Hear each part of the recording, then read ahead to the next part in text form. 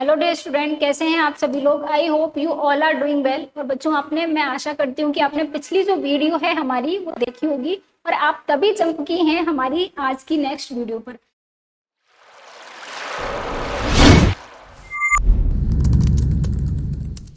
बच्चों, हम जो है जीएमसीएच की कंप्लीट सीरीज स्टार्ट कर रहे हैं क्रोशा नर्सिंग एकेडमी के ऊपर, जहां पर आपको जीएमसीएच के जितने भी प्रीवियस ईयर के एग्जाम हुए हैं उन एग्जाम के पेपर्स के क्वेश्चन विद एक्सप्लेनेशन यानी कि विद सोल्यूशन जो है आपको मिलने वाले हैं, right, with detail explanation with image.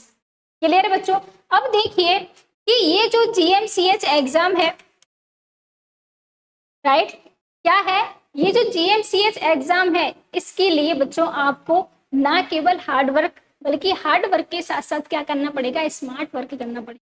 इसका मतलब आपको अगर कोई भी कॉम्पिटिटिव एग्जाम अगर बच्चों निकालना है ना, क्लियर करना है, तो आपको उसके लिए हार्ड वर्क के साथ साथ क्या करना पड़ेगा, स्मार्ट वर्क करना पड़ेगा। हार्ड वर्क तो आपके हाथ में है और जो स्मार्ट वर्क है ना बच्चों, वो आपके टीचर्स के हाथ में है। इसका मतलब आपको एक प्रॉपर गाइडेंस के साथ जो है हार्ड वर्क करना पड़ेगा, तभी आप अचीव कर पाओगे अपनी सक्सेस। क्लियर बच्चों। तो हम जो है आपको क्रोशा नर्सिंग एकेडमी में प्रॉपर गाइडेंस जो है वो देते जाएंगे, जिससे कि आप जो है फर्दर मूव करते चलें। और बच्चों, हमारी क्रोशा नर्सिंग एकेडमी पे ओनली 999 में आपके लिए जीएमसीएच का कंप्लीट रिकॉर्डेड कोर्स जो है वो प्रोवाइड किया जा रहा है विद एक्सपर्ट फैकल्टी, राइट। तो अभी ज्वाइन कीजिए। साथ ही साथ अगर कोई भी अपडेट आपको चाहिए किसी भी एग्जाम से रिलेटेड, जीएमसीएच से रिलेटेड, तो आप क्रोशा नर्सिंग एकेडमी के व्हाट्सएप चैनल को ज्वाइन कीजिए। बच्चों, स्टार्ट करते हैं आज का क्वेश्चन। क्वेश्चन नंबर फर्स्ट हमारा होने वाला है जो कि है when the amount of amniotic fluid exceed 2 liter the condition is called as, यानी कि amniotic fluid की अमाउंट अगर बच्चों 2 लीटर से ज्यादा अगर इंक्रीज हो जाती है तब इस कंडीशन को क्या बोला जाएगा। तो देखिए बच्चों, किसी भी क्वेश्चन को सॉल्व करने से पहले उस क्वेश्चन के जितने भी ऑप्शंस हैं उन ऑप्शन का जो मीन है, आपको जो मीनिंग है वो आपको पता होना चाहिए। जैसे कि इस ऑप्शन में एक ऑप्शन दिया गया है डी, जो क्या बोला जा रहा है, एमनियोनाइटिस। एमनियोनाइटिस क्या होता है पहले आपको ये पता होना चाहिए। तो देखिए बच्चों, जो एक फीटस होता है, फीटस के बाहर कवरिंग होती है मेम्ब्रेन की, राइट। उसमें बच्चों एक तो होती है आउटर मेम्ब्रेन और एक होती है इनर मेम्ब्रेन, राइट। जो आउटर मेम्ब्रेन होती है उसको बोला जाता है कोरियन और जो इनर मेम्ब्रेन होती है उसको क्या बोला जाएगा, एमनियन बोला जाएगा। अब बच्चों, जो इनर मेम्ब्रेन जो एमनियन है उसका अगर इन्फेक्शन हो जाए, उसका अगर इन्फ्लामेशन हो जाए, तब इसी कंडीशन को बोला जाता है अम्नियोनाइटिस। ठीक है, तो नोट डाउन करते हैं, इन्फेक्शन एंड इन्फ्लामेशन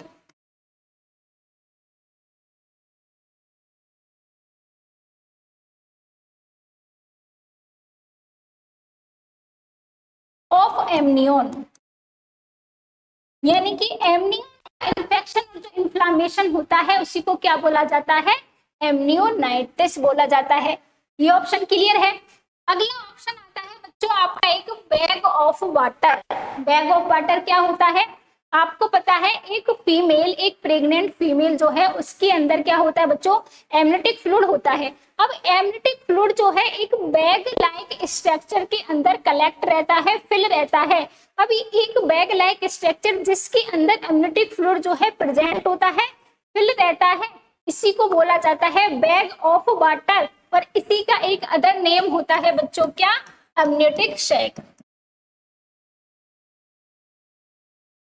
क्या होता है बच्चों, एमनियोटिक सैक होता है।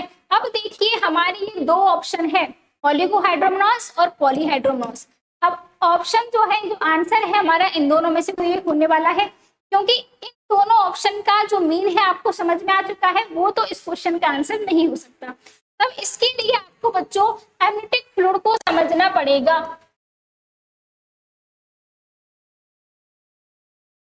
इसको समझना पड़ेगा बच्चों, एमनियोटिक फ्लूइड को समझना पड़ेगा। अब देखिए, ये जो एमनियोटिक फ्लूइड होता है, इस एमनियोटिक फ्लूइड का बच्चों एक अदर नेम होता है जिसको बोला जाता है लाइकर एमनियाई। क्या बोला जाएगा बच्चों बताइए, लाइकर एमनियाई बोला जाएगा। क्लियर है। अब ये जो एमनिटिक फ्लूइड होता है इसकी पीएच की अगर बात करते हैं तो पीएच कैसी होती है बच्चों, एल्कलाइन पीएच होती है। कैसी पीएच होती है, एल्कलाइन पीएच होती है। इसका मतलब बच्चों अगर प्रॉपर मैं आपसे पीएच पूछती हूँ एमनिटिक फ्लूइड की तो कितनी होती है, 7.0 से लेके बच्चों 7.4 तक होती है, राइट। और अगर एक एग्जैक्ट या एक एवरेज पीएच अगर मैं पूछ लूं आपसे तो कितनी होगी, 7.2 होगी। क्लियर बच्चों। अब देखिए हमारा जो ये एमनिटिक फ्लूइड होता है बच्चों वो कंप्लीटली न्यू बनता है एक डेफिनेट टाइम के अंदर, यानी कि मदर की बॉडी के अंदर जो एमनिटिक फ्लूइड है वो कंप्लीटली रिप्लेस्ड होता है टाइम टू टाइम। और ये टाइम पीरियड क्या होता है, ओनली 3 आवर का होता है, यानी कि 3 आवर के अंदर ये कंप्लीट एमनिटिक फ्लूइड जो है वो क्या हो जाता है बच्चों, रिप्लेस्ड हो जाता है, राइट। तो क्वेश्चन अगर आपसे पूछा जाए कि एमनिटिक फ्लूइड जो होता है वो जो रिप्लेस्ड होता है बच्चों वो कितने टाइम में होता है, होता है बच्चों विद इन 3 आवर के अंदर होता है, करेक्ट है। 3 घंटे के अंदर पूरा एमनिटिक फ्लूइड जो है वो रिप्लेस हो जाता है, राइट बच्चों।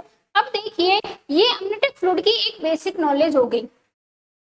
देखो बच्चों अगर प्रीवियस ईयर में आपका एमनिटिक फ्लूइड वाले टॉपिक से क्वेश्चन आया है तो इसका मतलब ये है कि एमनिटिक फ्लूइड वाला टॉपिक जो है इंपॉर्टेंट है, यानी कि आपको कंप्लीट जो है डिटेल में पढ़ना है एमनिटिक फ्लूइड को, जिससे कि अगर फर्दर आपके जीएमसीएच के एग्जाम में एमनिटिक फ्लूइड से क्वेश्चन आता है तो वो क्वेश्चन आपका गलत नहीं होना चाहिए। क्योंकि बच्चों होता क्या है कि जो आपके एग्जाम होते हैं ना, जैसे 2019 में एक एग्जाम लगा जीएमसीएच का, उसके बाद 2022 में लगा, अब 2025 में लगने वाला है।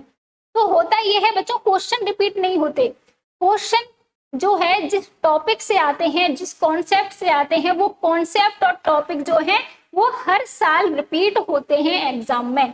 तो आपको क्वेश्चन को तैयार नहीं करना, आपको टॉपिक या जो कॉन्सेप्ट है प्रीवियस ईयर के उनको तैयार करना। क्लियर है। अब देखिए बच्चों हमारा जो ये एमनिटिक फ्लूइड होता है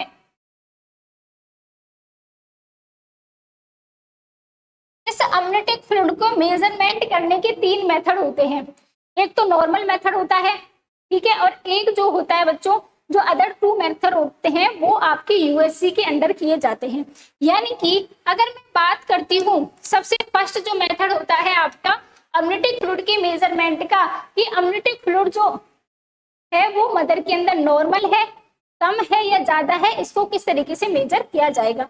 तो सबसे फर्स्ट बच्चों अगर एमनिटिक फ्लूइड जो है वो मोर देन 2 लीटर होता है अमाउंट उसकी एमनिटिक फ्लूइड की, तब ये कंडीशन जो है बोली जाती है बच्चों क्या, पॉलीहाइड्रोमोनोस। अगर यही एमनिटिक फ्लूइड की अमाउंट लेस देन 200 ml होती है तब इसको क्या बोला जाएगा, इसको बोला जाएगा बच्चों ओलिगोहाइड्रोमोनोस। क्लियर है। अब सेकंड जो मेथड है उसको बोला जाता है बच्चों क्या, सेकंड मेथड को बोला जाता है एमनिटिक फ्लूइड इंडेक्स। किसका मेजरमेंट किया जाता है, एमनिटिक फ्लूइड इंडेक्स।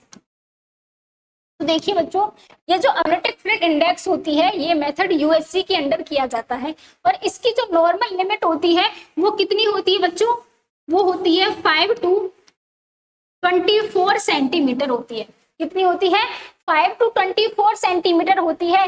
यानी कि अगर लेस देन 5 सेंटीमीटर अगर इसका मेजरमेंट आता है तब ये इंडिकेट करता है किसको, ओलिगोहाइड्रोमोनोस को, और अगर ये मोर देन 24 सेंटीमीटर आता है तब ये इंडिकेट करता है किसको बच्चों, पॉलीहाइड्रोमोनोस। क्लियर है इतना। अब देखिए जो थर्ड और लास्ट मेथड आता है एमनिटिक फ्लूइड के मेजरमेंट का, जिसको बोला जाता है depth of single largest pocket. यानी कि और ये भी किसके अंदर किया जाता है बच्चों, ये भी यूएससी के अंदर किया जाता है। यानी कि यूएससी के अंदर जो सिंगल लार्जेस्ट पॉकेट है उसकी डेप्थ का मेजरमेंट किया जाता है, और इसकी जो नॉर्मल लिमिट होती है वो कितनी होती है बच्चों, वो होती है 2 to 8 सेंटीमीटर। इसका मतलब ये है कि अगर लेस देन 2 सेंटीमीटर आती है सिंगल लार्जेस्ट पॉकेट की डेप्थ तब ये इंडिकेट करती है ओलिगोहाइड्रोमोनोस को। और अगर यही डेप्थ बच्चों मोर देन 8 सेंटीमीटर आती है तब ये इंडिकेट करती है किसको, पॉलीहाइड्रोमोनोस को। क्लियर है इतना, राइट? ठीक है बच्चों, अब क्वेश्चन पर आते हैं। क्वेश्चन क्या बोल रहा है हमारा, क्वेश्चन बोल रहा है कि अमनिटिक फ्लूइड की अमाउंट कितनी दी गई है, 2 लीटर से ज्यादा दी गई है। तो बताइए, सिंपल हो गया अब आपके लिए क्वेश्चन। मैंने बताया था कि अगर 200 ml से कम होगा तो ओलिगोहाइड्रोमोनोस और मोर देन 2 लीटर होगा तो पॉलीहाइड्रोमोनोस होगा। तो इसका आंसर क्या जाएगा, पॉलीहाइड्रोमोनोस जाएगा। क्लियर है बच्चों? अब नेक्स्ट क्वेश्चन पर चलते हैं अपन। देखिए बच्चों, एक इमेज बेस्ड क्वेश्चन और मैं सॉल्व कराती हूँ आपके लिए, राइट? ये क्वेश्चन है आपका प्लेसेंटा प्रीविया का। अब बताइए कि प्लेसेंटा की जो नॉर्मल लोकेशन होती है वो कहाँ होती है, लोअर यूट्राइन सेगमेंट में होती है या अपर यूट्राइन सेगमेंट में होती है, बताइए। तो देखिए बच्चों, प्लेसेंटा की जो नॉर्मल पोजीशन होती है या नॉर्मल जो लोकेशन होती है वो होती है अपर यूट्राइन सेगमेंट में होती है। क्लियर है? और प्लेसेंटा प्रीविया के अंदर, प्लेसेंटा प्रीविया के अंदर जो लोकेशन होती है वो कहाँ होती है, वो हो जाती है बच्चों लोअर यूट्राइन सेगमेंट के अंदर।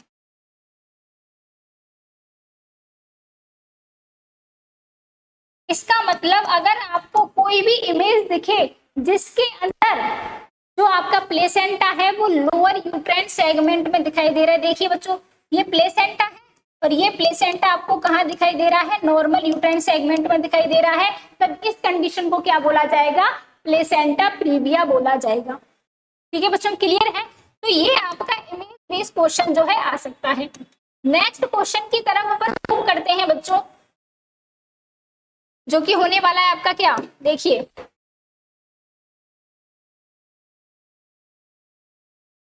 ये क्वेश्चन जो है बच्चों आपका CHN से क्वेश्चन आया है। देखियो, आज तक जो हम जितने भी सब्जेक्ट पढ़ रहे थे, जितने भी कंपटीशन एग्जाम के लिए, आज से पहले बच्चों उनमें कुछ मेजर सब्जेक्ट थे, कुछ माइनर सब्जेक्ट थे। मेजर सब्जेक्ट में इंक्लूड किया गया था जैसे कि हमारी MSN होती है, फंडामेंटल ऑफ नर्सिंग है, OBG है, साइकेट्रिक है एंड पीडिया है। इन 5 सब्जेक्ट को अपन काउंट करते थे मेजर सब्जेक्ट के अंदर। लेकिन जो माइनर सब्जेक्ट होती है उन माइनर सब्जेक्ट के अंदर काउंट किया जाता है किसको, nutrition, biochemistry, microbiology, nursing management, nursing research और एक CHN। लेकिन बच्चों अब आपको ध्यान रखना है कि ये जो CHN यानी कि कम्युनिटी हेल्थ नर्सिंग पहले माइनर सब्जेक्ट में इंक्लूड थी, लेकिन बच्चों अब इसको आप मेजर सब्जेक्ट में इंक्लूड कर लीजिए, क्योंकि दिन ब दिन जो कंपटीशन बढ़ रहा है ना बच्चों, उस कंपटीशन के हिसाब से जितनी भी एग्जाम हो रहे हैं नर्सिंग के उनमें CHN का बिल्कुल अच्छा खासा वेटेज देखने को मिल रहा है, राइट? तो आप अब इसको माइनर सब्जेक्ट में तो इंक्लूड नहीं कर सकते, आप इसको मेजर में ही करना पड़ेगा, राइट? तो CHN से क्वेश्चन आया है, what is the time limit for the registration of birth in India, यानी कि इंडिया में अगर किसी बच्चे का बर्थ होता है तो उस बर्थ की रजिस्ट्रेशन की बिल्कुल लास्ट लिमिट क्या होती है कि हाँ इतने दिन के अंदर तो आपको करवाना ही पड़ेगा रजिस्ट्रेशन, बर्थ का मैंडेटरी है, नेसेसरी है। तो बताइए, फर्स्ट ऑप्शन है आपका 7 डेज, सेकेंड ऑप्शन है आपका बच्चों 21 डेज एंड थर्ड ऑप्शन है आपका 14 डेज। क्लियर है? अब देखिए इसका जो आंसर जाएगा बच्चों वो जाएगा 21 डेज, यानी कि विद इन 21 डेज आपको बर्थ का रजिस्ट्रेशन करवाना ही पड़ेगा, राइट? क्लियर है? तो चलते हैं अपन नेक्स्ट क्वेश्चन की तरफ बच्चों, क्योंकि होने वाला है आपका किससे,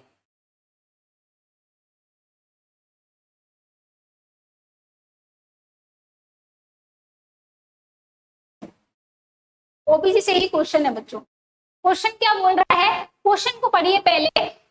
identical twins where the fetus share a common chorion, the number of placenta is, यानी कि एक फीटस है जो कि कैसा है, आइडेंटिकल ट्विंस है। तो सबसे पहले आपको ट्विंस पढ़ना पड़ेगा, मल्टीफीटल प्रेगनेंसी पढ़नी पड़ेगी, ठीक है?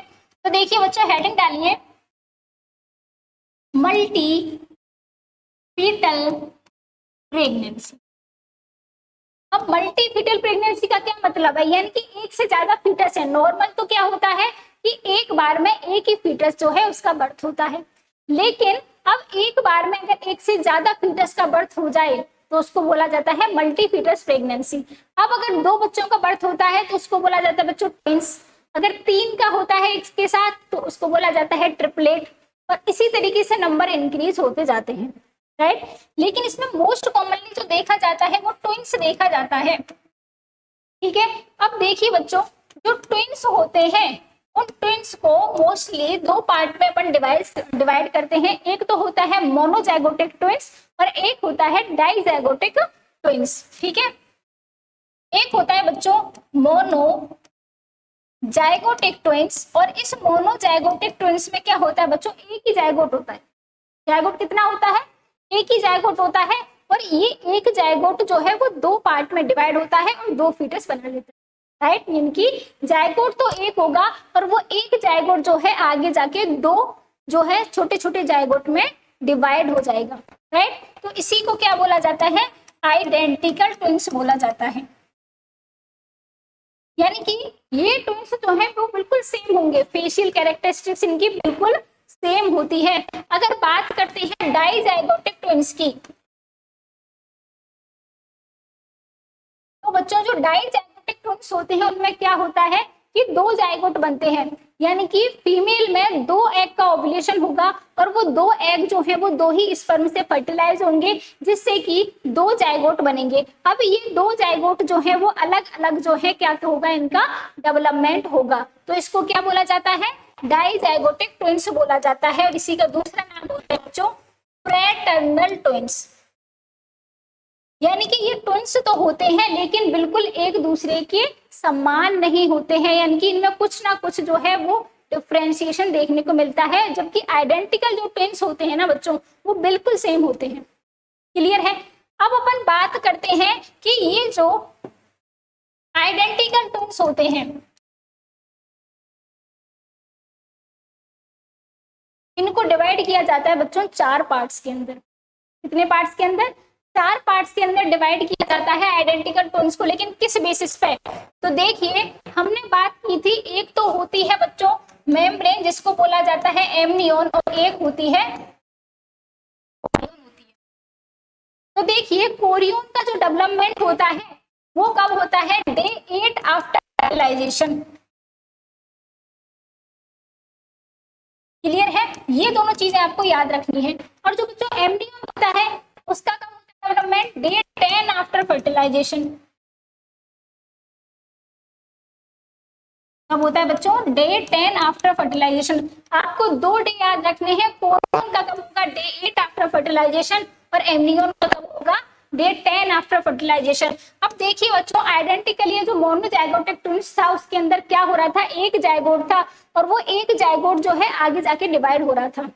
अब जो इस आइडेंटिकल ट्विंस या मोनोजाइगोटिक ट्विंस के जो टाइप्स होंगे वो टाइप्स जो है डिपेंड करेंगे इस डिवीजन के ऊपर कि ये डिवीजन कब हो रहा है। यानी कि बच्चों अगर ये डिवीजन कब हो जाए, लेस देन 4 डेज हो जाए, या ये 4 to 8 डेज पर हो रहा है डिवीजन जाइगोट के अंदर, राइट। या ये डिवीजन बच्चों कब हो रहा है, 8 to 12 डेज के अंदर हो रहा है, और लास्ट आता है मोर देन 12 डेज के बाद हो रहा है, तब इस बेसिस पे इनको 4 पार्ट्स में डिवाइड किया जाता है। सबसे पहले अगर बात करें, अगर ये डिवीजन लेस देन 4 डेज पे होता है तब इसको बोला जाता है मोनोकोरियोनिक, तब इसको बोला जाएगा बच्चों क्या, डाइकोरियोनिक डाइएमनियोटिक ट्विंस। यानी कि अब ये कब हो रहा है, लेस देन 4 डेज पे हो रहा है, यानी कि इसमें एमनियोन भी बन जाएगा और इसमें कोरियोन भी बन जाएगा, दोनों मेम्ब्रेन बन जाएंगी।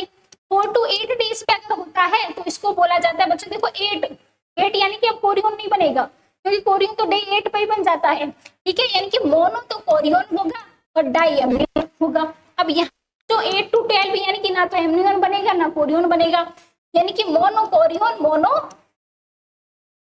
एमनियोटिक जो है इसका टाइप होगा। लास्ट बच्चों इसको बोला जाता है कॉन्जॉइंट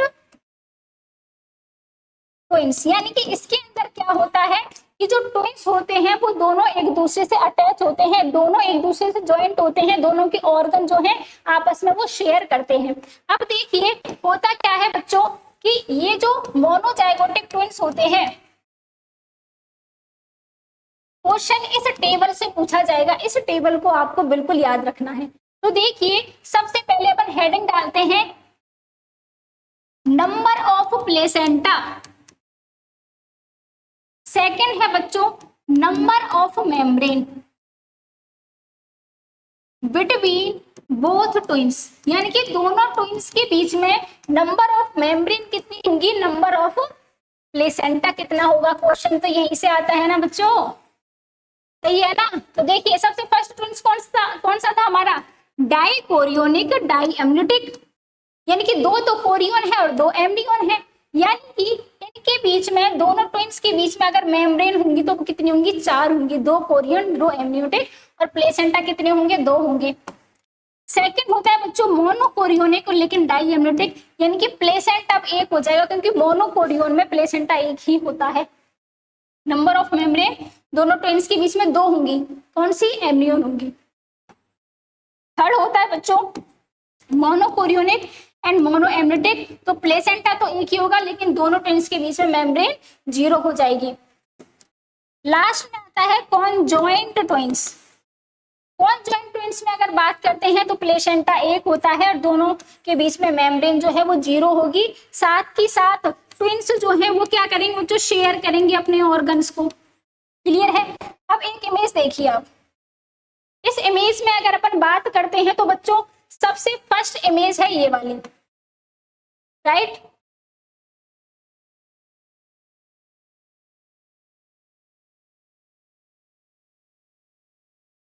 सेकंड ये है, थर्ड ये है एंड फोर्थ ये है। ठीक है बच्चों।